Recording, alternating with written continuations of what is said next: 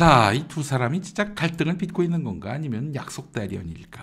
제가 어제 간밤에 취재를 했습니다. 일단 서서를 좀 여러분들께 설명을 드리도록 해야 될 것 같습니다. 먼저 이 정황 배경을 설명해 드려야 할 것 같아요. 이관섭 대통령 비서실장이 어제 한동훈 국민의힘 비대위원장을 만나서 사퇴를 요구했다고 합니다. 여권 핵심 관계자가 전했는데 이거 맞아요. 사실이에요. 만났어요. 그리고 한동훈 그만둬라. 이게 VIP의 뜻이다. 라는 이야기가 한동훈에게 전달됐습니다. 이와 관련해서 일부 매체는 윤석열이 한동훈의 김경률 비대위원 마포을 공천 논란과 관련해서 실망을 해가지고 한동훈에 대한 지지와 기대를 철회했다. 이렇게 보도하기도 했습니다. 한동훈이가 지난 17일에 그러니까 수요일이었죠. 김경률이를 세우더니 서울 마포을 후보로 확정된 것처럼 밝혔죠. 대통령실은 이게 공천 시스템을 무너뜨렸다라는 건데 참, 이게 말이 됩니까? 아니 당대표 선거에 그 대통령실이 개입해가지고 순위권에 들지도 않았던 사람을 당대표 시켜놓은 그런 윤석열이가 공천이 공정하지 못하다. 이거 갖고 시비 걸었다는 게 여러분 이게 참 가당키나한 얘기입니까? 당신이 그런 얘기할 자격은 없지. 최소한 어처구니가 없습니다. 자, 이 용산 대통령실은 한동훈이가 이번 총선 공천을 자신의 정치적 입지 강화에 쓰고 있다. 이렇게 용산 대통령실은 보고 있는 건데요.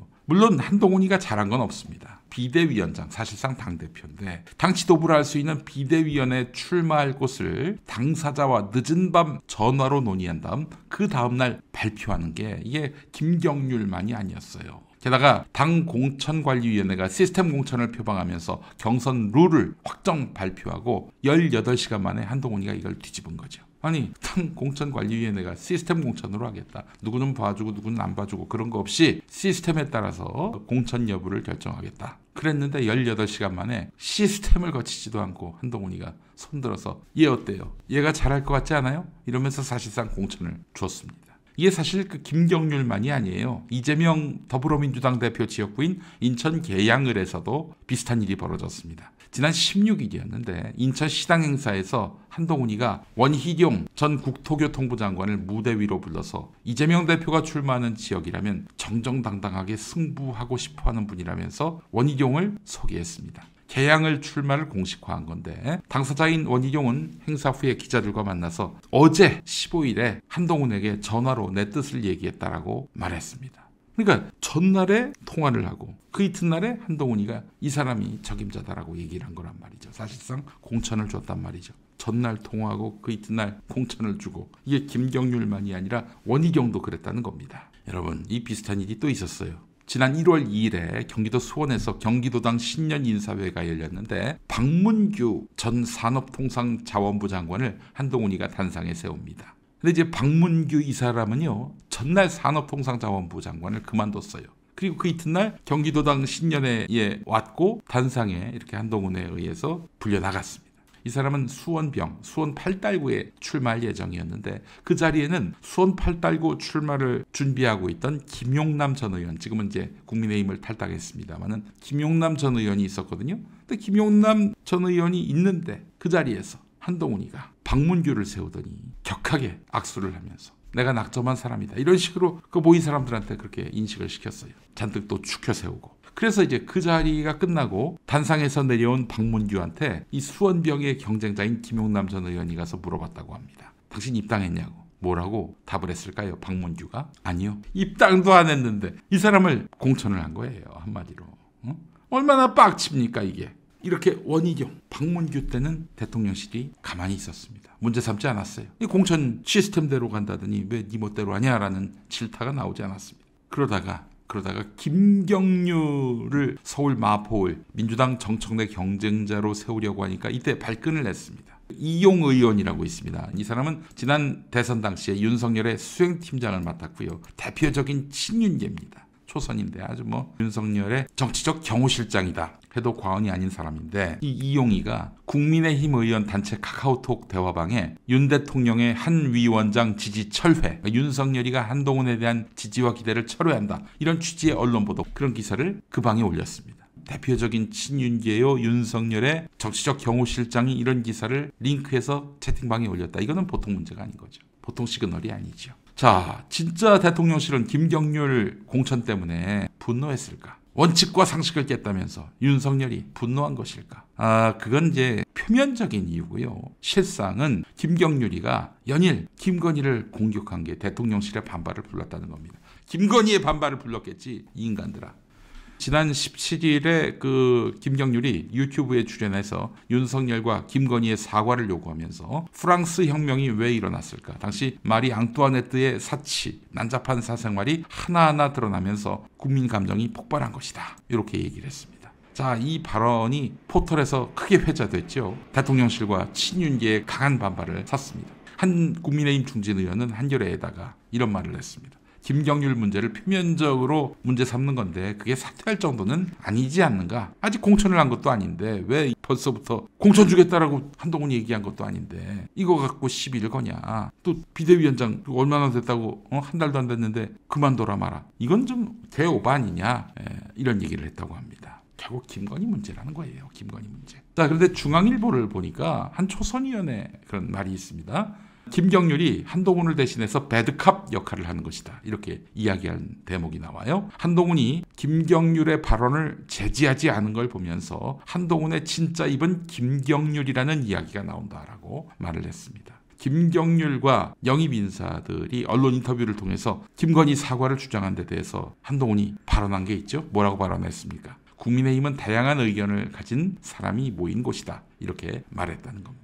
자, 그러면 이게 뭡니까? 한동훈이 하려는 말을 김경률이 대신 총대 메고 했다. 이렇게 봐야 되지 않겠습니까? 지난 18일에 한동훈이 목요일에 국민이 걱정할 만한 부분이 있다. 그리고 지난 금요일에 국민 눈높이에서 생각할 문제라면서 김건희 리스크에 대해서 살짝 언급하는 듯 보였지만 이거는 짚고 넘어가야 한다. 쌩깐다고 될 문제가 아니다라고 이야기를 했습니다. 자, 그리고 나서 대통령실에서 너 그만둬. 이 얘기가 나온 거예요. 그런데 이관섭 비서실장까지 나선 걸 보니까 한동훈에 대한 기대와 지지를 철회했다는 보도가 서슴없이 나온 걸 보니까 글쎄요. 이게 지금 상당히 돌아가는 양상이 재밌어요. 이야기 계속 들어보시죠. 이관섭 대통령 비서실장이 한동훈을 만났는데 공천 문제에 대한 이야기가 없었대요. 조선일보 보도 내용입니다. 이게. 조선일보 보도는 적어도 지금 보수 정당 관련한 정보는 조선일보가 그래도 사실 가장 신빙성이 있어요. 왜냐? 깊숙이 들어가니까.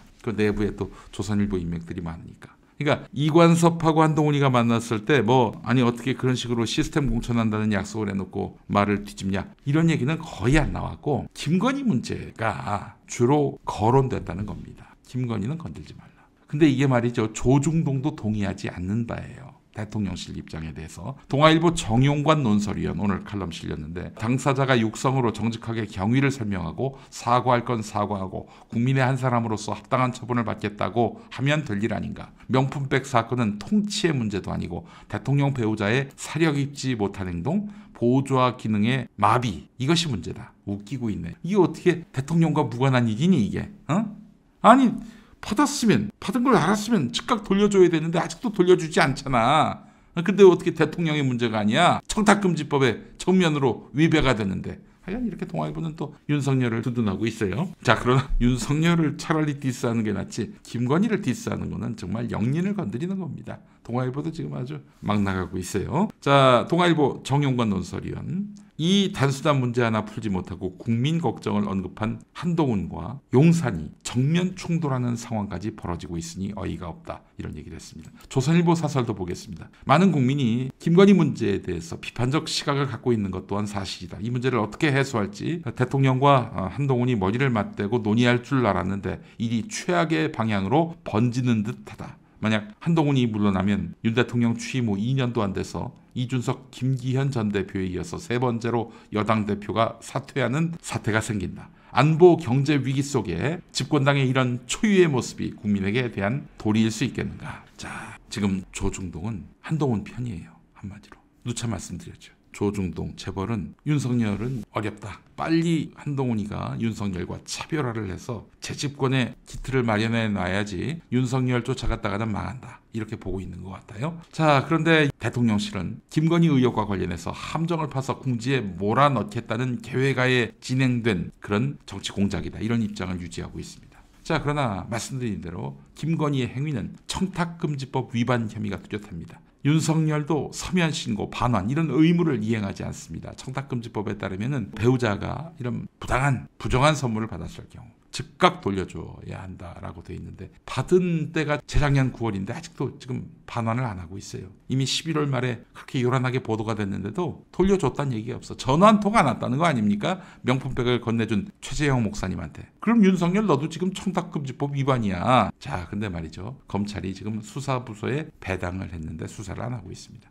국민권익위원회 청탁금지법 위반자를 제일 먼저 감찰해야 될 곳인데 지금 이재명 대표가 살려고 헬리콥터 탄 거 이거 가지고 지금 건수를 잡으려고 하고 있습니다. 이거 완전히 나라가 정부가 판채로 돌아버렸다 이렇게 볼 수밖에 없습니다. 자, 대통령실이 이렇게 한동훈 보고 너 물러나라 이러니까 한동훈은 국민 보고 나선 일 할 일을 하겠다 이런 입장을 밝혔습니다. 이 대목에서 많은 분들은 얘네들이 약속 대련하고 있구나, 쇼하고 있구나 이런 생각들을 많이 갖고 계세요. 정말 이 둘이 싸우는 게 맞다면은 윤석열과 한동훈 둘 중 하나는 큰 상처를 입을 수밖에 없는 구조인데 과연 그럴까? 그렇잖아요. 복잡해요. 현직 대통령의 뜻을 여당 대표가 거스르기 어려울 것이다 이런 전망이 나오고 있고요. 근데 만약에 한동훈이가 이대로 굴복하면은 총선 치르기도 전에 자신의 정치 생명도 끝나는 겁니다. 반대로 윤석열이 백기를 든다? 실제로 친윤계 의원들도 총선 앞에서 여론 눈치를 볼 수밖에 없기 때문에 과거처럼 일사불란하게 윤심에 발맞춰서 움직이진 않을 것이다 이런 얘기가 나오고 있는데 여러분 그러나 윤석열에게 뭐가 있습니까? 검찰 권력이 있는 거 아니에요. 캐비넷이 있는 거 아니겠습니까? 자, 둘의 충돌은 게다가 또 적전 분열이라는 점에서 상당히 상상하기 힘든 상황인 것입니다. 자, 이준석이 그래서 약속 대련 아니냐 이렇게 나오고 있어요. 이 둘이 싸우면 아무래도 윤석열과의 차별화를 무기로 해서 반윤 보수신당을 띄운 이준석으로선 낭패를 보지 않겠습니까? 그래서 이준석은 총선 승리를 위한 담합 아니냐 이런 의구심을 표했습니다. 음식점의 주방은 하나인데 전화 받는 식당 이름과 전화기가 두 개 따로 있는 모습으로 서로가 다른 팀인 척해서 이 난국을 돌파할 수 있다고 생각하는 것 같다. 초록은 동색이다 이렇게 비난을 했습니다. 네, 자 여기까지는 서설입니다. 여러분 이제 드디어 제가 취재한 결과를 여러분들께 들려드리도록 하겠습니다. 예, 자 무엇이 사실일까? 약속 대련일까? 아니면은 진짜 지금 갈등을 빚고 있는 것일까? 어젯밤 제가 여권의 네트워크가 있는 어떤 분한테 물어봤습니다. 그리고 또 다른 한 분께도 확인차 문의를 했습니다. 자, 두 사람의 결론은 하나였습니다. 제가 물어봤습니다. 그분한테 이거 진짜 싸우는 겁니까? 그분의 답이 이렇습니다. 저도 백방으로 알아봤는데요. 약속 대련 정말 아닙니다. 진짜 싸우는 겁니다. 인간적으로 다시는 보내 안 보내 이런 얘기가 나올 지경이라고 합니다. 그분 얘기입니다. 그분을 제가 신뢰하는 이유는 한 번도 틀린 적이 없기 때문입니다. 제일 정확한 정보를 갖고 계신 분이에요. 여러분 믿으셔도 된다. 이런 얘기까지 제가 할 수 있습니다.